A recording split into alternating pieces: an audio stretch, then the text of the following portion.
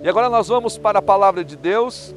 Hoje, nossa quinta ministração da série Curados pela Palavra. Nosso tema hoje é Curados do Ressentimento. E para isso eu quero ler com você a Palavra de Deus na carta aos Hebreus, capítulo de número 12, versículo de número 15. O escritor aos Hebreus está falando sobre a importância de não permitirmos que a amargura e que ressentimento possa dominar a nossa vida, a nossa mente, os nossos sentimentos, o nosso coração. Olha o que diz Hebreus capítulo 12, versículo 15. Cuidem para que ninguém fique afastado da graça de Deus e que nenhuma raiz de amargura brotando cause perturbação e por meio dela muitos sejam contaminados. Vou repetir a leitura bíblica deste texto. Cuidem para que ninguém fique afastado da graça de Deus. Primeira orientação. Que nenhuma raiz de amargura brotando cause perturbação. Segunda recomendação. E por meio dela muitos sejam contaminados. Terceira recomendação. Palavra de Deus para os nossos corações nesse dia. Quero trazer para você então essa palavra. E eu quero que você abra o seu coração, abra a sua mente, porque se você estiver passando por momentos de ressentimento, de amargura, de decepção, por falta de perdão, essa palavra está vindo de encontro ao seu coração. E o nosso desejo é que o Espírito de Deus, Ele promova a cura através da palavra de Deus na sua vida, em nome de Jesus. Em primeiro lugar, o que é ressentimento? Quero trazer para você aqui uma definição que ela traz, na verdade, vários conceitos, ou uma única definição, ela vai trazer vários aspectos do que significa ressentimento. Em primeiro lugar, ressentimento é o ato ou efeito de ressentir-se. É sentir de novo ou sentir de um novo jeito. Essa primeira definição está dizendo que é você voltar a sempre sentir, neste caso, um sentimento desconfortável, prejudicial, que traz para você dores. É sempre voltar a sentir de novo sentimentos e emoções prejudiciais que te causam dor. Então, ressentimento, de certa maneira, é quase que uma prisão sentimental, uma prisão emocional. É deixar ressoar o sentimento ou uma emoção experienciada. Aqui não é somente quando a pessoa sente, não é? Tem aquele sentimento ruim, aquela emoção ruim, mas ele começa a permitir que aquilo agora comece a ressoar dele. Isto é, as suas palavras, as suas atitudes e os seus pensamentos começam a ser determinados por esse ressentimento. Ressentimento é a mágoa que se guarda de uma ofensa ou de um mal que se recebeu. Veja bem, ressentimento é uma mágoa que a pessoa guarda. E essa mágoa sendo guardada, sendo incubada, sendo alimentada, ela vai se instalando no nosso coração e ela vai trazendo prejuízos para a nossa vida. Então, ressentimento é a mágoa que se guarda de uma ofensa ou de um mal que se recebeu. O rancor que se instala em nosso coração a partir da mágoa ou do sentimento não trabalhado. Então, veja bem, várias coisas que envolvem a definição de ressentimento. Quero trazer para você, segundo esse texto aqui, quais são as consequências, quais são os prejuízos do ressentimento, segundo Hebreus capítulo 12, versículo 15. Número 1, o ressentimento irá te perturbar. Olha o que diz, o escritor está dizendo, não permita que nenhuma raiz de amargura brotando cause perturbação. Primeiro prejuízo do ressentimento, ele vai perturbar você, ele vai trazer prejuízos para você, ele vai causar sérios danos emocionais e espirituais para a sua vida e para o seu coração. O escritor aqui está dizendo que o primeiro prejuízo da raiz de amargura é causar perturbação. E eu estou aqui, nesse momento, trazendo esta palavra para pessoas que têm sido seriamente perturbadas pelo seu ressentimento, pela sua mágoa, pelo seu rancor. Pessoas que têm dormido com aqueles que lhe magoaram, não literalmente, mas todas as noites, todos os dias, leva para a cama as memórias, leva para a cama as experiências ruins que teve em relação àquela pessoa ou aquelas pessoas ou aquela experiência. Muitas vezes são pessoas que já morreram e que você não consegue perdoar.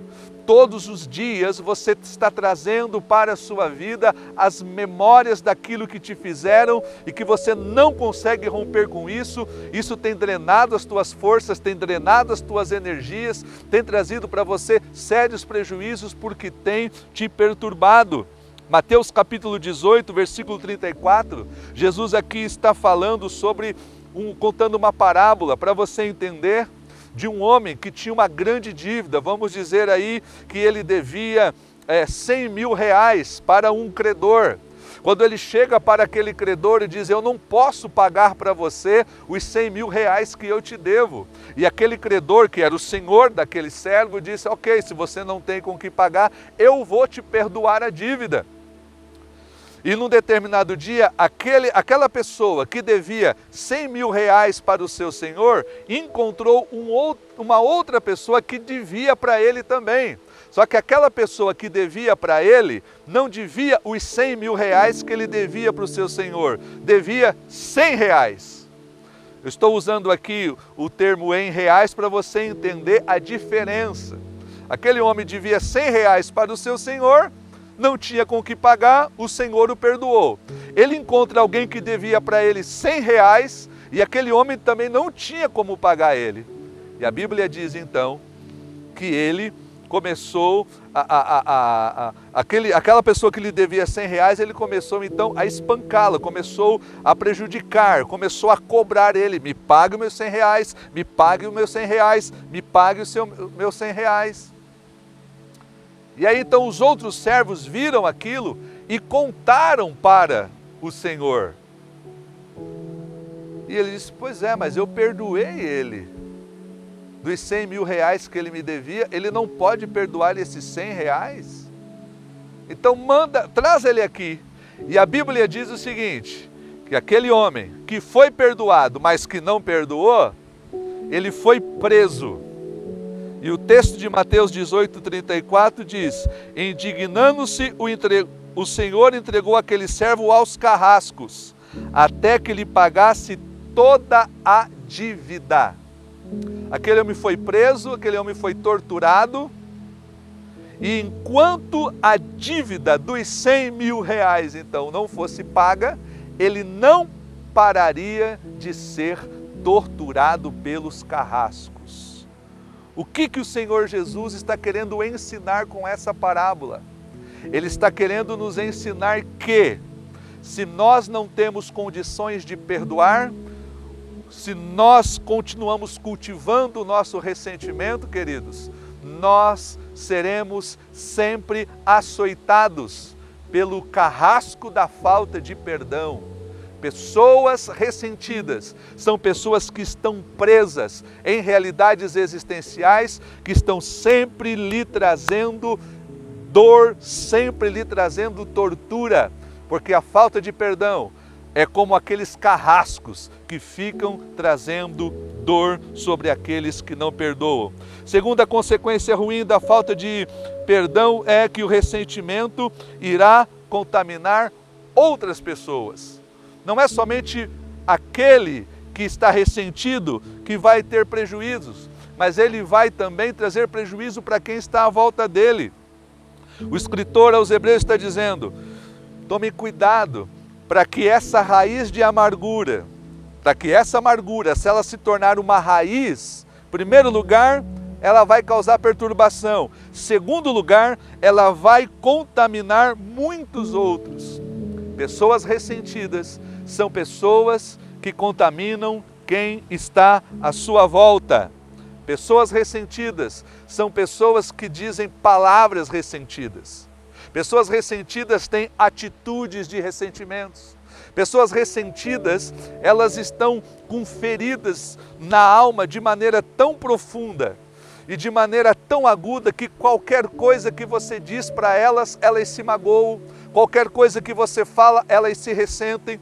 Tudo que acontece, elas trazem para o aspecto pessoal. Por quê? Porque estão feridas, magoadas. E quando elas se dirigem às outras pessoas, elas se dirigem com palavras e com atitudes de ressentimento, porque elas não querem curtir o seu ressentimento sozinho. Elas querem que outros também curtam o ressentimento que elas estão curtindo. Olha o que diz Efésios capítulo 4, versículo 31, orientações do apóstolo Paulo. Que não haja no meio de vocês qualquer amargura, indignação, ira, gritaria, blasfêmia, bem como qualquer maldade. Paulo está dizendo que não haja no meio de vocês. Paulo aqui está falando que vocês não criem, está escrevendo para a igreja de Éfeso, que vocês não criem como igreja, como comunidade, um ambiente de pessoas amarguradas, indignadas, iradas, que sempre estejam gritando, blasfemando e cheio de maldade. Ressentimentos, eles prejudicam aqueles que estão à nossa volta. Agora, quais são as palavras de cura? Preste atenção. Quais são as palavras de cura que esse texto tem para curar o nosso ressentimento? Então, estamos estudando Hebreus capítulo 12, versículo 15. Primeiro lugar, primeira orientação, primeira palavra de cura para o ressentimento, tome cuidado. O versículo começa dizendo, cuidem para que ninguém, o escritor aqui está dizendo o seguinte, tome cuidado, tome cuidado. Porque todos nós, a qualquer hora, a qualquer momento, estamos expostos a situações que podem nos magoar e, se não forem tratadas, elas podem nos causar ressentimentos e podem nos prejudicar. Então a primeira palavra de cura é autocuidado, autorresponsabilidade. Tomem cuidado. Aqui o que o escritor aos Hebreus está falando é que nós devemos ter uma atitude de automonitoramento. Segundo lugar, ele está dizendo que as pessoas podem fazer coisas que te magoam, mas tome cuidado para você não permitir que essa mágoa ela se torne uma raiz de amargura, que ela se enraize no seu coração. Então a primeira palavra de cura é tome cuidado. Queridos, as pessoas podem fazer coisas que te magoam, mas é você quem decide se vai ficar magoado ou não. Você não pode impedir que pessoas digam palavras, tenham atitudes que magoem você. Você não pode impedir porque você não tem controle sobre a ação dos outros. Mas é você quem decide se vai ficar magoado a ponto desta mágoa se tornar ressentimento. Não é o que as pessoas fazem com você, mas sim o que você faz com aquilo que as pessoas fazem com você. Nós precisamos pedir para que o Senhor nos ajude a ter um coração perdoador, porque a falta de perdão não prejudica aquele que nós não perdoamos, prejudica o nosso coração. A palavra de Deus, ela sempre está nos dizendo, tome cuidado. Então, não ter raiz de amargura, não criar raiz de amargura, não é responsabilidade de Deus, nem do Espírito Santo. É responsabilidade minha, é responsabilidade sua. Nós precisamos guardar o nosso coração. Provérbios capítulo 4, versículo de número 23 diz, sobre tudo o que se deve guardar, guarde o teu coração, porque dele procedem as fontes da vida. Quem tem que guardar o seu coração é você, meu irmão. Quem tem que guardar o seu coração é você, minha irmã. É você que não pode permitir que aquilo que as pessoas fazem com você se torne uma raiz de amargura. Segunda orientação, segunda palavra de cura deste texto, primeiro é, tome cuidado. Segundo, não se afaste da graça de Deus. Não se afaste da graça de Deus. O texto aqui está dizendo, cuide para que ninguém fique afastado da graça de Deus. E aqui eu gostaria de trazer duas dinâmicas da graça de Deus que vai nos ajudar a vencer a raiz de amargura. Primeiro, nós não temos o direito de não perdoar. Escute o que eu vou te dizer. Pastor, se o senhor soubesse o que aquela pessoa fez contra mim, eu não perdoo, porque se o senhor soubesse o que aquela pessoa fez contra mim, preste atenção. Nenhum de nós temos o direito de não perdoar. Vou repetir. Nenhum de nós temos o direito de não perdoar. Por quê? Porque nós fomos perdoados pela graça de Deus. A graça de Deus, queridos, nos alcançou. Caso contrário, nós ainda estaríamos condenados eternamente. Sabe por que você e eu não temos o direito de não perdoar? Nós não temos o direito de não perdoar, porque a graça de Deus nos alcançou. A graça de Deus, ela veio sobre nós. A Bíblia diz que Deus entregou Cristo para morrer por nós, sendo nós ainda pecadores. Então, tudo que nós somos, tudo que nós temos, tudo que nós experimentamos é pela graça de Deus. Nós somos perdoados pela graça de Deus. Se Deus me perdoou em Cristo, quem sou eu para não perdoar alguém? Queridos, se Deus me perdoou em Cristo, pela sua graça, quem sou eu para não perdoar alguém? A Bíblia diz que nós devemos amar e perdoar uns aos outros, assim como Cristo, aleluia, nos amou, assim como Deus em Cristo nos perdoou. Mas pastor, eu não consigo. Graça de Deus. E aí é o segundo aspecto. Primeiro lugar, nós precisamos entender por que nós precisamos perdoar. Porque nós fomos perdoados pela graça. Segundo lugar, porque a graça de Deus é ela quem te dá um condicionamento sobrenatural para você perdoar. A graça de Deus é o que nos condiciona a perdoarmos. A graça de Deus é o que nos ajuda a alcançar aquilo que humanamente nós não conseguimos alcançar. Por isso que Paulo, escrevendo a sua carta a Tito, ele diz o seguinte: Deus manifestou a sua graça, aleluia, e a graça de Deus é Cristo Jesus, e ele diz que esta graça, ela nos educa, ela nos ensina a vivermos um estilo de vida que Deus quer. Quando o apóstolo Paulo estava sendo incomodado por aquele espinho na carne, e ele orava pedindo a Deus para que Deus afastasse aquele espinho na carne, qual foi a palavra de Cristo para Paulo? A minha graça te basta, isto é a minha graça que te condiciona a perdoar aqueles que te ofenderam. Então, esta é a palavra de cura de Deus sobre você. Primeiro, tome cuidado. Segundo, não se afaste da graça, porque é ela quem vai dar condições para você romper com esse ressentimento e viver uma vida curada, uma vida saudável para a glória de Deus. E em terceiro lugar, não permita que o ressentimento crie raiz. Cuidem para que ninguém, então cuide. Fique afastado da graça de Deus, e que nenhuma raiz de amargura brotando, aqui ele usa duas expressões, raiz de amargura que brota. Toda raiz de amargura, em algum momento, ela vai brotar, e quando ela brotar, ela vai trazer os seus frutos. Então ele está dizendo o seguinte, o texto está falando de não permitir que esse ressentimento, que essa amargura crie raiz, porque se criar, em algum momento, isto sairá para fora, isso será externalizado das mais diversas formas possíveis.